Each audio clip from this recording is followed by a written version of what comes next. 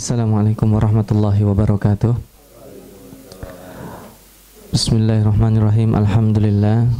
Alhamdulillahilladzi an'amana wa amaddana bi anwa'in ni'am wa faddalana ala sa'iri khalqihi bi ta'limil Qur'an. Allahumma salli wa sallim wa barik ala Sayyidina Muhammadin sallallahu alaihi wasallam wa ala alihi wa ashabihi ajma'in, amma ba'd. Bapak-bapak, ibu-ibu, kaum muslimin dan muslimat yang dimuliakan Allah Subhanahu wa taala, bersyukur pada pagi hari ini di bulan Sya'ban, di detik-detik menjelang datangnya bulan Ramadan, Allah memberikan karunia yang sangat besar, melebihi apa yang kita minta, tanpa mengurangi sedikit pun rasa kasih sayang Allah kepada kita.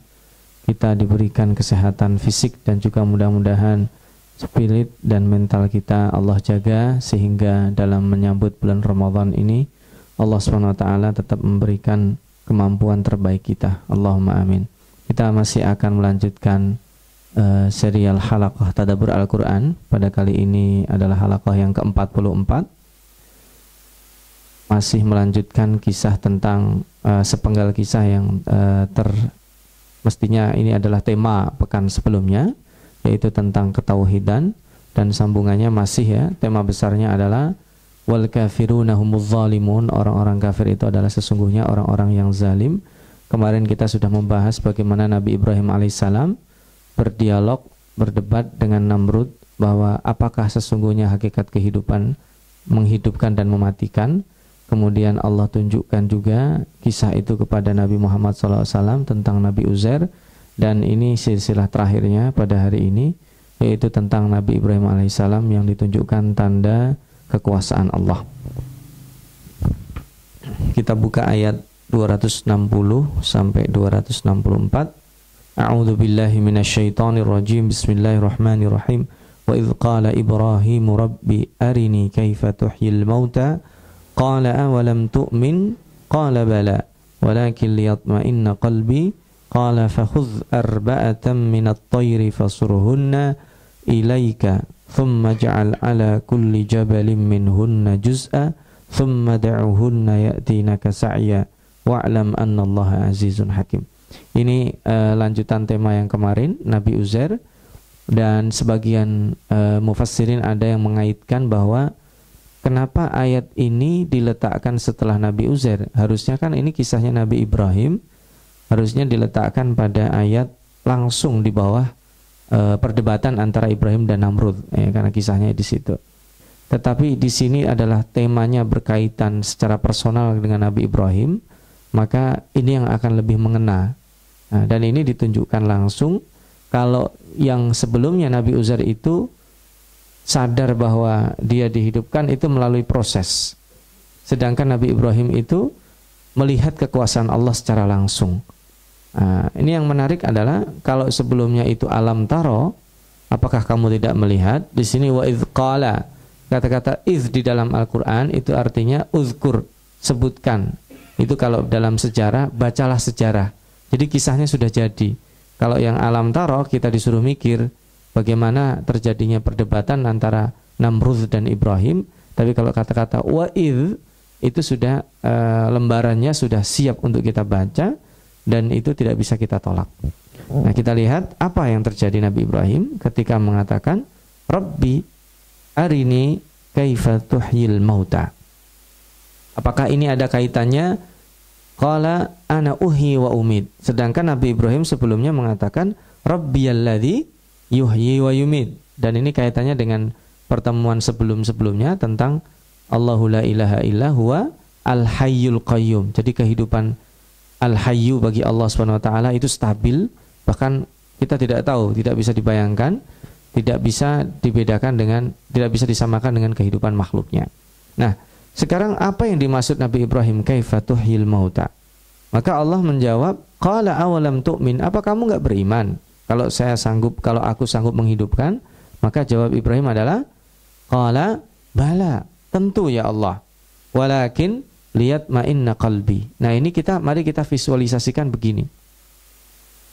Misalkan kita punya seorang teman, dia mampu mengangkat beban, kalau rata-rata orang mungkin ya, saya belum pernah berpikir seseorang kalau ngangkat 200 kilo atau 2 kintal sanggup nggak ya?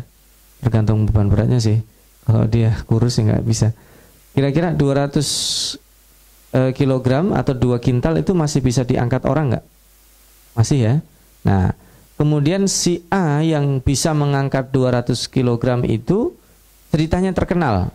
Padahal dia mungkin fisiknya hanya 50 kilogram. Berarti dia bisa mengangkat 4 kali lipat. Kalau semut itu kan bisa mengangkat 10 kali lipat beban badannya, itu kalau semut. Kalau manusia 4 kali lipat itu sudah hebat. Nah, cerita itu beredar, kemudian saya sebagai kawan jauhnya, teman sekelasnya, kemudian mendatangi dia. Coba dong, saya mau lihat, saya dengar ente sanggup ngangkat karung, kok karung beras berat juga ya, pokoknya sanggup ngangkat 2 kintal. Nah, temannya, ente nggak percaya, itu kan cerita sudah kemana-mana. Enggak, saya pengen lihat langsung. Nah, itu kan beda, antara dia percaya dengan melihat langsung, itu beda. Maka makomnya Nabi Ibrahim di sini bukan meragukan, tapi dia untuk menambahi amunisi menceritakan itu. Dan kalau dia seandainya melihat langsung, sedangkan dia secara emosional adalah temannya, itu luar biasa. Nah, kemampuannya temannya itu tervisualisasikan secara langsung. Itu beda dengan misalkan kita mendengar bahwa cerita tentang kehebatan kemarin misalkan kehebatannya Jalut misalnya. Itu kan mitos. Ketika dihadapkan kehebatannya Jalut, mitos itu runtuh dengan hadirnya seorang Nabi Daud yang hanya bersenjata biasa saja. Nah, itu semuanya yang mengatur Allah. Maka ini langsung kepada sumber penghidupan dan sumber kehidupan. Maka ketika arini kaifa. Nah, yang dipentingkan Nabi Ibrahim itu bukan tunjukkan kepadaku bahwa engkau bisa menghidupkan, itu sudah selesai. Bagi Nabi Ibrahim pertanyaannya bukan gitu. Bagi Nabi Ibrahim itu cuman gimana coba cara menghidupkan. Maka nanti dijawab oleh Allah, qala fakhudh arba'atan minat thair. Ambillah 4 jenis burung ya atau unggas. Nah, di situ tafsirannya macam-macam dan kita juga boleh memilih. Ada yang bilang 1 jenisnya burung merpati, 2 jenisnya ayam, 3 burung apa itu kalau kita buka buku tafsir 4 jenis itu terjadi perbedaan ulama, bagi kita tidak terlalu penting. 4 yang penting 4 arba'atan minat thair itu berarti tidak 1 jenis. Jadi arba'atan minat thair ada yang menafsirkan itu semuanya burung merpati. Tetapi sebagian besar mufassirin mengatakan 4 jenis burung-burungan ya. Kalau bahasa kita unggas ya. Jenisnya unggas yang terbang. Dan itu bahkan di antaranya ada yang memasukkan ayam. Berarti tidak harus terbang karena ayam itu jenisnya at-thair. Nah, jenisnya at-thair. Maka ketika ada hadis qudsi, tawakkallah kalian haqqa tawakkul, sebagaimana kalian akan diberi rizki oleh Allah sebagaimana Allah memberi rizki kepada seekor burung. Itu bukan berarti hanya burung yang terbang. Ketika pergi di pagi hari perutnya kosong, pulang sore dalam keadaan perutnya penuh. Itu bukan hanya burung saja, tapi itu jenis-jenis unggas juga dimasukkan dalam at-thair di situ. Nah, apa perintah Allah? Fasurhunna ilaika. Masya Allah, ini pilihan katanya. Fasurhunna ilaika itu disuruh memotong setelah menyembelih ya tentunya. Nah, ini di sini tidak disebutkan misalkan sembelih kemudian potong. Fasurhunna itu sudah cukup. Jadi kayak ibu-ibu habis beli ayam utuh, itu masaknya gelondongan dimasak atau dipotong-potong? Masih dipotong-potong. Nah, Nabi Ibrahim disuruh melakukan itu. Nah, jangan tanya saya, itu bulunya dicabutin dulu atau enggak? Nah, itu secara teknis tidak dibahas di dalam Al-Quran. Direbus dulu atau tidak? Itu juga tidak dijelaskan di dalam Al-Quran. Yang jelas, potong. Bahkan para ulama yang menarik itu sampai detil-detilnya diperdebatkan, maksudnya ada perselisihan pendapat. Itu dipotongnya ada berapa bagian? Ada yang bilang 7, ada yang bilang 5. Berarti kalau kali 4 20 potongan, dan kemudian bercampur itu antara potongan sayapnya burung merpati dicampur dengan sayapnya burung yang lainnya atau ayam. Ketika bercampur itu kemudian diperintahkan oleh Allah, "Tsumma ja'al 'ala kulli jabalin minhunna juz'a." Kemudian kamu pergi ke 4 gunung yang berbeda. Ada yang mengatakan 4, ada yang mengatakan 3. tapi yang banyak pendapat adalah 4 gunung yang berbeda di dekat situ. Berarti secara fisik Nabi Ibrahim harus mendaki ke 4 gunung. Nah, itu juga perlu kita pikirkan. Ala kulli jabalin minhunna juz'a, itu tidak harus Nabi Ibrahim itu sampai ke puncak gunung. Kalau untuk sampai ke puncak gunung 4 kali dalam, wah itu juga kekuatan fisiknya berarti hebat. Itu tafsiran lainnya ya. Dan tidak harus sampai kepada puncak gunung. Yang jelas, pisahkan yang 4 burung tadi dengan potongan-potongan yang berbeda di tempat yang berbeda-beda. Lalu apa kata Allah? Tsumma da'uhun. Kemudian panggillah burung-burung itu, ya'tinaka sa'ya. Nanti akan Al-Fakir kenapa pilihan katanya seperti ini. Tsumma ya'tinaka sa'ya. Itu luar biasa. Ya'tinaka sa'ya itu mendatangi engkau, terbang burung itu. Bukan kemudian pejamkan mata, simsalabim, tiba-tiba burungnya ada 4-4-nya di depannya. Oh, itu beda. Itu bukan ya'tinaka sa'ya. Tapi langsung Allah buatkan baru yang di sana hilang. Tapi tidak. Ya'tinaka sa'ya itu potongan-potongan itu terbang. Bisa jadi Nabi Ibrahim disuruh, coba kamu lihat ke langit, terbang. Nah, kemudian menjadi satu di depan matanya dan utuh lagi dan bisa hidup lagi. Itu lebih, visualisasinya lebih luar biasa. Nah, itu yang pertama. Yang kedua, tadi fasurhunna ilaika, kata-kata fasurhunna ilaika itu memotong, tapi yang dilakukan dia sendiri yang memotongnya. Ilaika itu menandakan bahwa ketika memotong itu dia condong mendekat. Kayak seseorang ketika menyembelih, dia harus memastikan bahwa itu sudah mati. Maka fasuruhunna ilaika itu pastikan bahwa sudah terpotong setelah disembelih. Maka dikatakan ada fasuruhunna itu artinya 2, al-qat'u mutlaqan, ada amalahu atau dicondongkan, atau istilahnya nanti ujung-ujungnya dipotong juga. Tetapi kalau fasuruhunna ilaika itu dipotong-potong sampai putus, dan kemudian juga ilaika menandakan meyakinkan dan Anda campur. Setelah itu sebar kepada beberapa tempat. Ya, para mufassirin mengatakan 4 tempat ya. Di depan Nabi Ibrahim ada gunung, coba kamu taruh sana. Tengok belakang ada, taruh sana. Satu bagian campuran-campuran potongan tadi, yang kanan kemudian thumma du'uhunna ya'tinaka sa'ya wa'lam anallaha azizun hakim. Maka pada saat itu Nabi Ibrahim semakin yakin. Jadi Nabi Ibrahim alaihissalam itu nanti prinsip dakwahnya itu mengajak dialog. Sama ya, ketika dia mengajak Tuhan itu, wahai kaumku coba lihat kamu bintang. Itu Tuhan kita kali ya. Yang lain yang secara pendidikan belum menerima, dan memang masih banyak yang mengakui bahwa alam itu adalah Tuhan mereka. Oh iya, itu Tuhan. Ternyata muncul bulan. Dan itu sebagian mengatakan Nabi Ibrahim pernah mencari Tuhan. Salah, bukan mencari Tuhan. Dia cara berdialog dengan kaumnya, bukan mencari Tuhan. Dia sudah yakin final. Kayak ini, kenapa ayat ini diakhirkan? Itu karena Nabi Ibrahim sebelumnya mengatakan Rabbiyalladzi yuhyi wa yumit. Maka di sini mufassirin, meskipun ini kaitannya dengan yuhyi wa yumit, mereka para mufassirin berpendapat ini kisahnya tidak ada hubungannya dengan Namrud. Bahkan sebagian mengatakan ini bisa jadi sebelum kejadian Namrud, bisa jadi setelahnya. Makanya tidak dilangsungkan, karena kalau langsung disambung seolah-olah dikhawatirkan pertanyaan Nabi Ibrahim ini ada kaitannya dengan yuhyi wa yumitnya itu. Ditakutkannya karena Nabi Ibrahim dijawab gitu jadi ragu, bukan. Maka ini perlu diselingi kisah lain. Itu singkatnya. Nah, ini sampai di sini temanya selesai, tema tentang kezaliman dan kemampuan Allah menghidupkan serta kehidupan yang abadi bagi Allah. Itu sudah kita tadabburi bersama dalam ayat-ayat yang ada di dalam ayat kursi kemarin. Nah, kita masuk kepada tema yang lebih menarik lagi, yaitu tema tentang infak dan sedekah. Mathalul ladzina yunfiquna amwalahum fi sabilillah kamathali habbatin ambatat sab'a sanabila fi kulli sumbulatin mi'atu habbah wallahu yudha'ifu liman yasha wallahu wasi'un alim.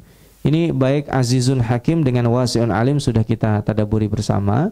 Tapi sebelum kita leading ke infak tadi, azizun hakim itu artinya Allah Subhanahu wa taala tidak ada yang lebih tinggi. Aziz itu mutlak mulianya, dia sanggup menghidupkan. Seandainya seseorang misalkan yang terbiasa lompat tinggi, dia sanggup melompati katakanlah 3 meter, dilihat sudah terkenal, pada pertandingan yang sesungguhnya ternyata justru dia malah tidak sanggup.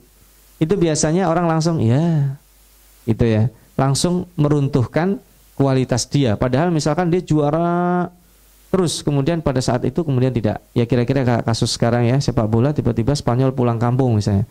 Itu langsung hilang kehebatannya. Nah, azizun itu artinya tidak berpengaruh pada itu. Karena Allah Subhanahu wa taala pada hakikatnya semuanya diberi rizki oleh Allah. Seandainya semuanya nggak mau ngaku, Allah tetap aziz, tetap rezak. Seandainya semua orang itu tidak mau beriman, tidak mau diamankan oleh Allah, Allah tetap al-mu'min, al-muhaimin, al-aziz, al-jabbar. Dan hakim itu hikmah. Allah bukan pendendam.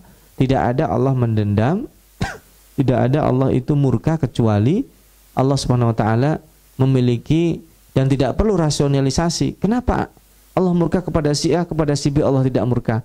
Hakim, itu ada hikmah yang Allah Subhanahu wa taala tahu. Dan kita kan kadang kalau mendapatkan sesuatu, kita lihat harusnya bukan dari zahirnya. Nah, ini sebagai leading masuknya tentang infak. Kenapa Allah Subhanahu wa taala habis membicarakan cerita-cerita horor ini berbicara tentang infak? Kadang kita berhubungan, nggak ada kaitannya. Itu kayak, masih ingat ya, satu ayat sebelum ayat kursi itu kan cerita tentang infak juga. Kalau itu berkaitannya tentang jihad, sebelumnya kan kita membahas tentang Tolut, Jalut, dan Daud ya. Berarti kewajiban seseorang infak dengan malnya. Sekarang juga demikian, bahwa kita untuk meyakinkan diri kita dan orang lain, itu kita perlu berinfak. Nah, infak itu fisabilillah, dan yunfiquna amwalahum fisabilillah. Itu yang pertama. Yang kedua, kata-kata masal itu biasanya terjadi tidak sesungguhnya, tetapi itu untuk visualisasi saja. Contoh misalkan, mathalul jannah, perumpamaan surga. Perumpamaan itu supaya kita bisa membayangkan, tapi kejadiannya itu jauh lebih dahsyat dari itu. Kalau positif, wow, itu unbelievable. Kalau negatif, wah, tidak diprediksi sebelumnya. Siksaan itu biasanya mathal, siksaan, tapi nanti hasilnya lebih dahsyat, lebih kejam. Tetapi kalau surga atau di sini, mathalul ladzina yunfiquna amwalahum, perumpamaannya adalah seperti habbah, seperti satu biji benih yang kita lempar bisa jadi tidak sengaja. Itu sudah Al-Fakir alami di rumah. Mungkin ada orang habis makan rambutan dilempar ke kebun, dua-duanya tumbuh. Sudah agak besar, Al-Fakir potong, masih tumbuh juga. Dipotong lagi masih tumbuh juga. Sekarang dua-duanya ada. Sedang Al-Fakir pikirkan mana yang akan Al-Fakir tebang, itu pohon rambutan. Nah, itu yang menumbuhkan Allah. Nah, ini kebaikan bukan hanya tumbuh satu. Habba, lalu habba itu benih ya. Ambatat, dari benih itu muncul sab'a sanabil. Kemudian muncul ada batangnya. Dan batang itu nanti bercabang menjadi 7 sab'a sanabil. Fi kulli sumbulatin mi'atu habba. Ini kalau ada kata-kata mi'atu habba, berarti kita disuruh berpikir jenis tanam-tanaman seperti gandum. Ya, gandum itu kan orang bisa ngitung itu bulirnya. Ya, bisa. Seperti padi. Itu satu batang padi itu ada berapa biji beras untuk jadi. Bisa ngitung orang? Ya bisa. Nah, itu perumpamaan Allah detil ngitungnya. 700 kan berarti kalau kita berinfak satu saja nilainya, nominalnya, kama thali habbah, satu itu maka sanggup menumbuhkan 7. 7 bukan hanya biji, tapi 7 kekuatan yang kokoh.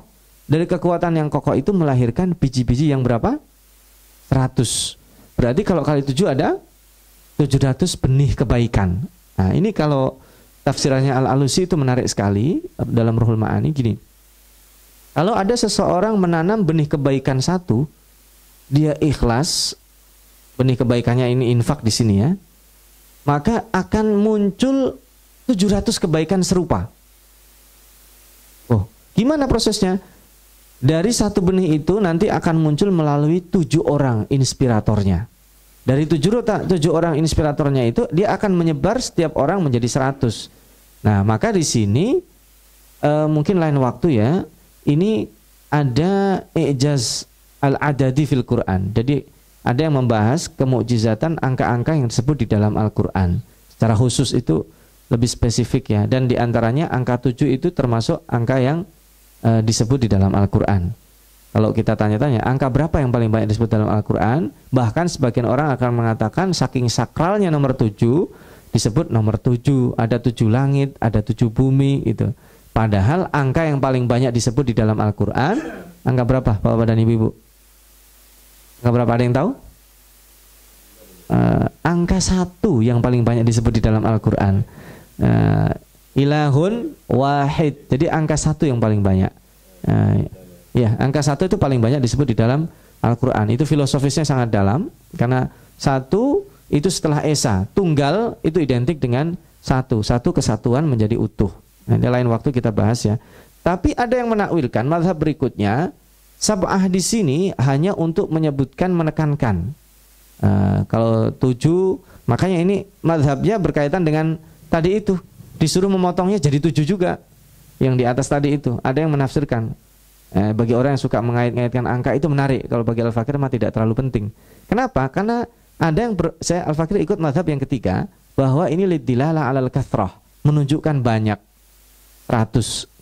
Nah, orang Arab itu mengatakan, bahkan dia tidak memakai sitin. Jadi tidak memakai angka 7, 6 dia bilang. Ketika dia dibohongi 2 kali dalam bisnis, dibilang sitin kadzab. Kamu 70 kali membohongi padahal baru 2. Nah, itu artinya pembohong ente. Atau kayak orang Jepang ketika janjian sama kita, janjian pertama kita terlambat, yang kedua dia akan bilang kamu memang bisa datang tepat waktu. Itu sudah, padahal baru sekali sudah dijudge seperti itu. Jadi sudah kena. Atau dalam hadis lagi, iltamis li akhika sab'ina uzran.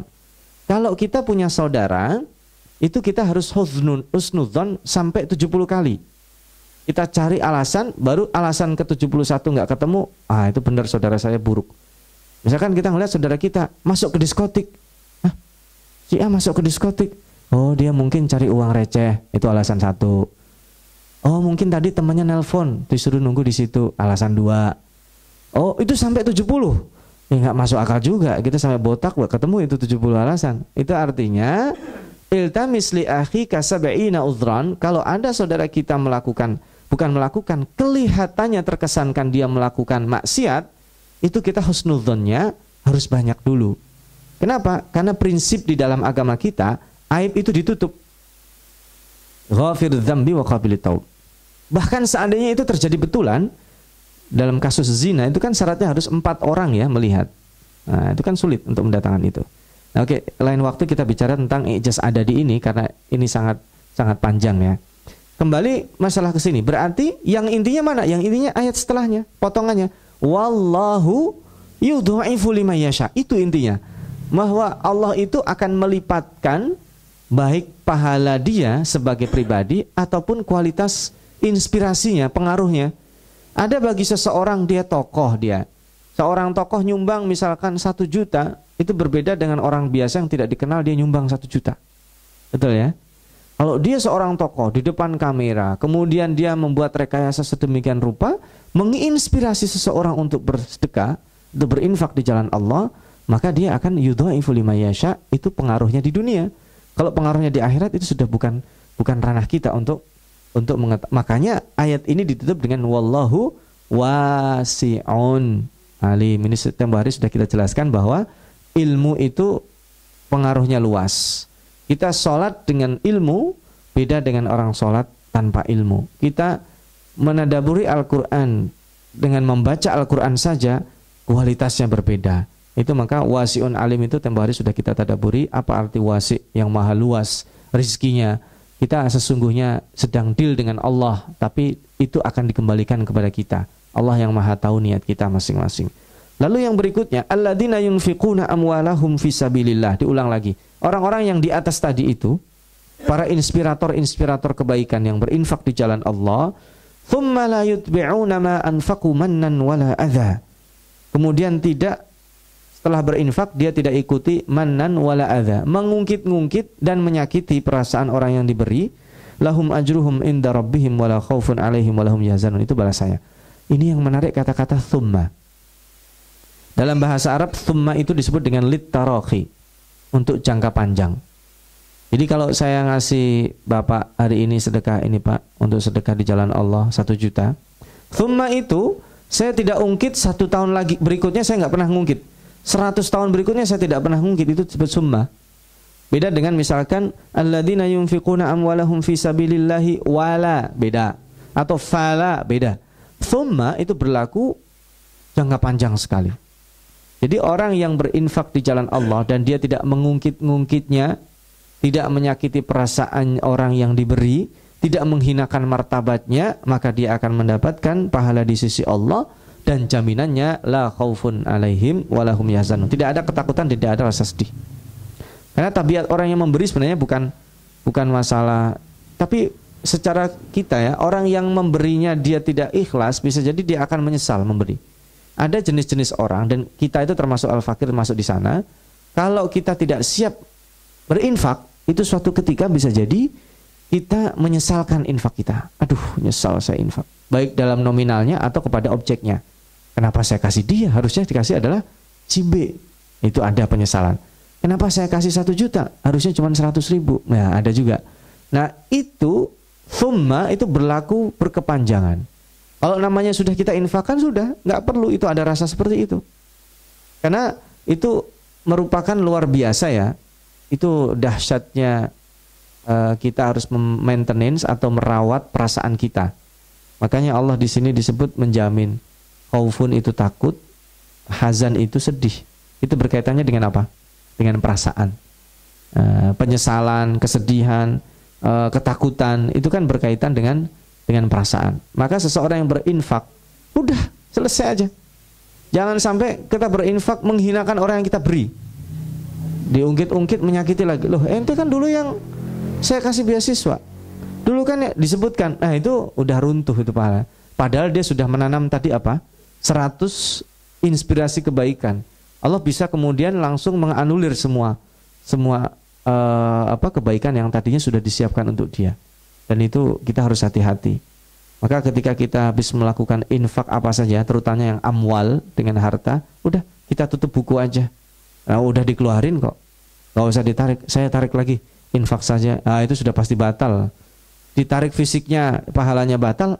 Ditarik bukan fisiknya, ditarik nilai spirit infaknya dengan mengungkit-ungkit dan menyakiti perasaan, itu batal apa tadi ditarik fisiknya. Nah ini makanya Allah kemudian mengatakan qaulun ma'rufun wa maghfiratun khairun min shadaqatin yatba'uha adza.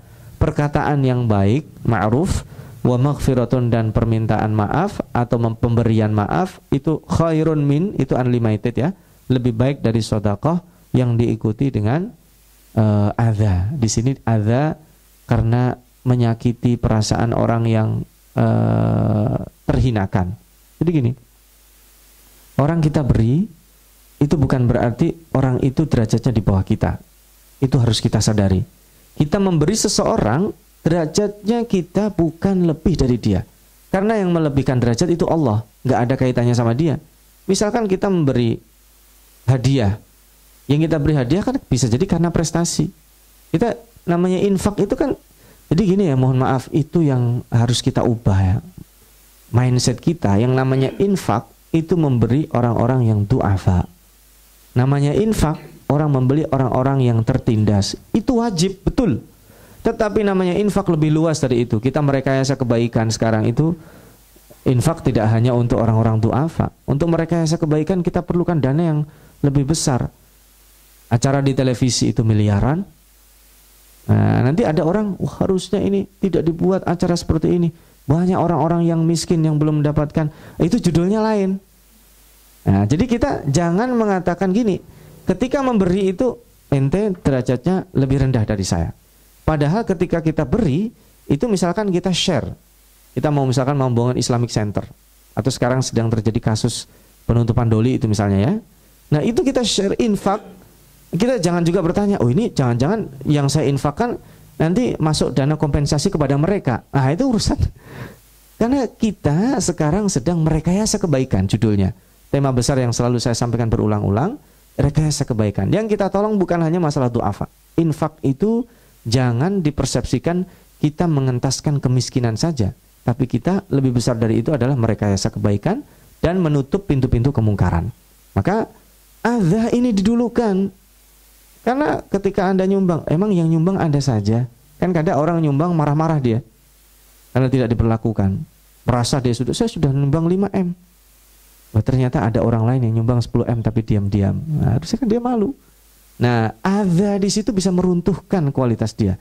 Padahal dia bisa jadi hanya menyumbang 50.000. Tetapi orang ini luar biasa. Karena dia sanggupnya 50.000 tapi menginspirasi. Al-Fakir masih ingat tempo hari ketika di Mesir terjadi tsunami di Indonesia. Ada salah seorang datang ke kedutaan besar. Ini tukang sapu, bapak-bapak dan ibu-ibu. Dia ingin menyumbangkan harta kepada tsunami. Di amplopin itu kemudian, saya ingin menyumbang, tolong sampaikan uang saya ini kepada saudara-saudara saya yang ada di Aceh. Pada waktu itu. Tahukah Anda nominalnya berapa? Nominalnya itu 5 pound Mesir yang tidak sampai $1. Tetapi cerita ini menjadi inspirasi. Masya Allah. Dia dari rumahnya, dari Giza ke kedutaan, itu perjalanan, Giza itu kan provinsi ini ya, provinsi luar provinsi ya, penyangga ya. Kalau kita misalkan di sini Depok atau Tangerang. Dia menuju ke kedutaan untuk menyampaikan itu secara langsung kepada panitia. Nah, Allah tidak menilai nominalnya itu, dan dia di situ ada musyarakah, ada memberi. Maka di sini setuju ini ada rahasia bahwa ketika kita berinfak akan ada orang lain yang mengikuti kita. Nah, itu namanya tujuh inspirasi itu ya. Nah, nominalnya bisa jadi orang yang infak itu lebih mulia di sisi Allah. Allah Subhanahu wa taala yang tahu. Maka di sini wallahu ghaniyun. Allah Maha Kaya. Lihat belakangnya apa? Halim. Halim itu apa? Maha lembut. Halim itu apa? Maha halus. Allah itu apa? Kalau kita sering mengatakan gini, dia perasaannya halus sekali, tidak tega melihat orang susah. Allah lebih dari itu. Kasih sayang Allah itu melebihi kasih sayang seorang ibu. Diceritakan yang ketika dia kehilangan anaknya, ibu itu menangis mencari-cari. Kemudian, atau kalau kita lebih dramatisir, ada peristiwa kebakaran rumah. Sang ibu secara tidak sadar sudah di luar rumah. Dia tahu bahwa anaknya masih di dalam, dia akan sanggup masuk lagi untuk mengambil sang anak itu, dan anak itu bisa terselamatkan. Dia perasaannya sangat bahagia, dan Allah itu halim, lebih halus dari itu. Kasih sayang yang paling halus diidentikan ibu kepada anaknya, tapi itu 1 dari 100 yang Allah turunkan kepada seorang ibu. Jadi kalau kita melihat kasih sayang seorang perempuan kepada anaknya, itu baru 1/100-nya kasih sayang Allah. Nah, itu nanti kita visualisasikan sendiri bahwa halim itu tidak bisa kita visualisasikan.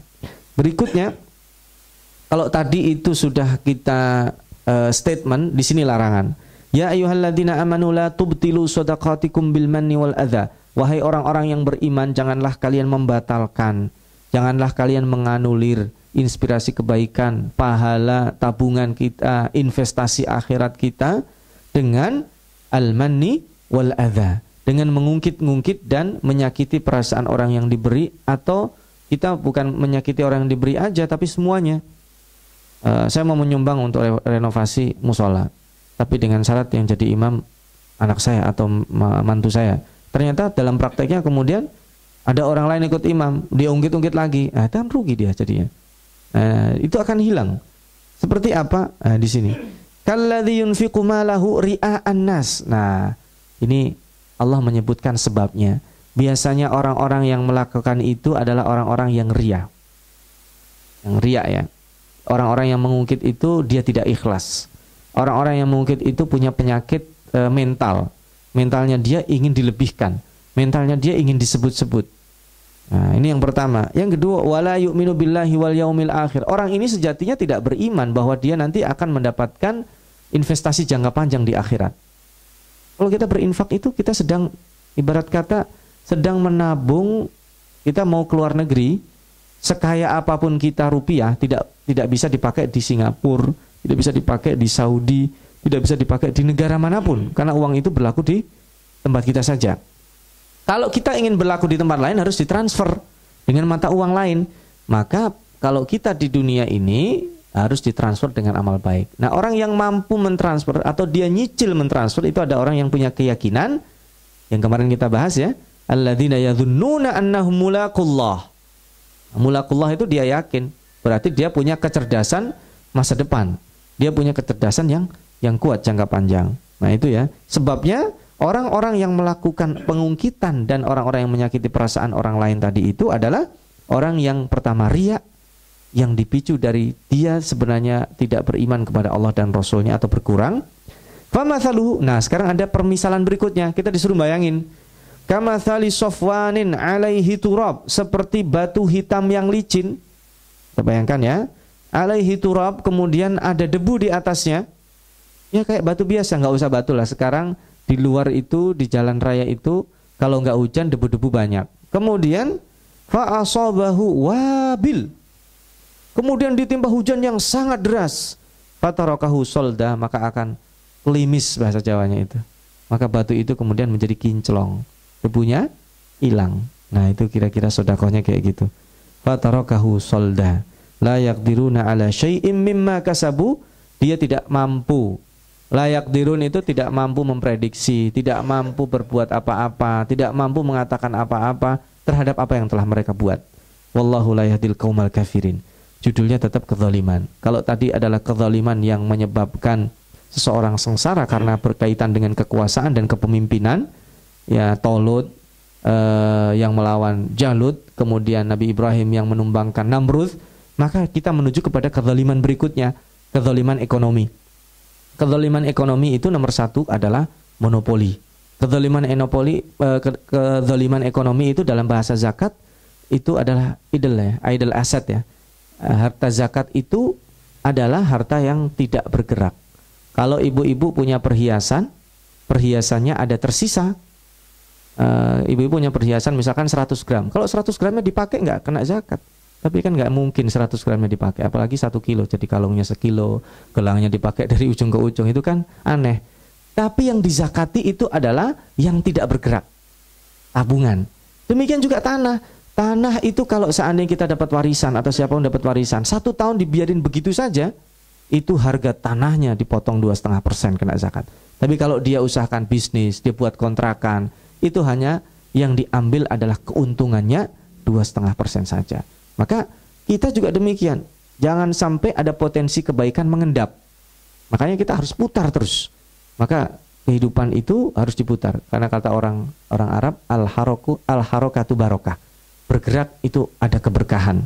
Makanya keberkahan itu sesungguhnya adalah bukan kita membaca saja Al-Quran, tapi kita bergerak menginspirasi kebaikan. Makanya tadi habbah, 1 biji benih, Sab'a sanabil itu adalah 7 inspirasi kebaikan yang akan menghasilkan closingnya itu di 100 itu, 100 kali 7.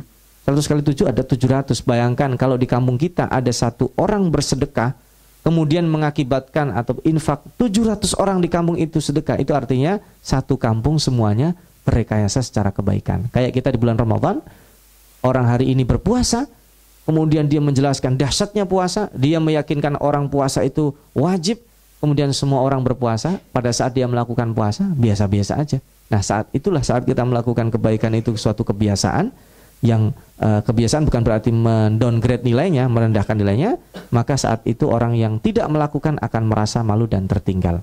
Ini mudah-mudahan menginspirasi kita nanti di bulan Ramadan untuk infak juga, untuk bermujahadah, meskipun ini ada yang lebih menarik sebagai rahasia saja, nanti kita sambung karena ini akan ada libur cukup panjang menghadapi bulan Ramadan. Halaqah kita sambung nanti setelah bulan Ramadan. Nanti permisalannya sedikit Al-Fakir singgung ayat setelahnya, itu seperti halnya tanaman yang ada di gunung. Kalau ditimpa hujan deras dia yang kena duluan.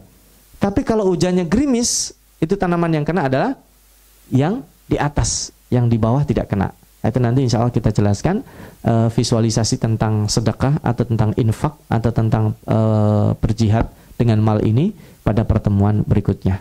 Ini yang bisa saya sampaikan. Mohon maaf jika ada kekurangan. Jazakumullah khairan. Mudah-mudahan Allah jadikan kita senantiasa sebagai ahlul Quran. Mari